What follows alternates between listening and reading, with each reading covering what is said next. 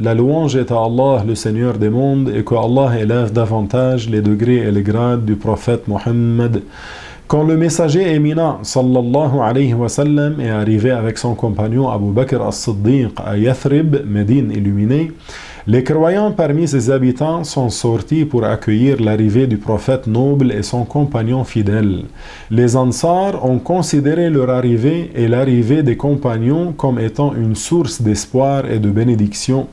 Les partisans, c'est-à-dire Al-Ansar, tout comme leurs frères émigrants, c'est-à-dire Al-Muhajiroun, ont donné le meilleur exemple qui puisse être en matière de sacrifice, de fraternité, d'amour et de générosité mutuelle par recherche de l'agrément d'Allah.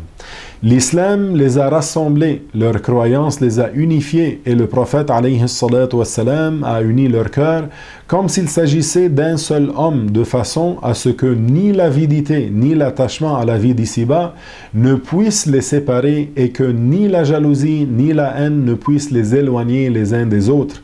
Leur exemple est devenu tel une construction solide dont les parties se consolident les unes les autres. L'exemple de leur amitié, de leur affection et de leur clémence mutuelle fait d'eux un seul et même corps, de sorte que si un de ses membres souffrait, le reste des membres serait solidaire en restant éveillés et en partageant la fièvre. Parmi les émigrants, chers frères et sœurs musulmans, il y en avait qui avaient abandonné leur maison, leurs biens, leur famille, leurs enfants et tout ce qui était matériel pour la recherche de l'agrément de Allah Ta'ala. Alors, qu'ont donné les partisans? Les partisans ont accueilli leurs frères musulmans et leur ont tendu la main en signe de soutien et d'aide au point qu'un des Ansar a partagé ses biens et a partagé les affaires de son foyer avec un de ses frères de Al-Muhajirin.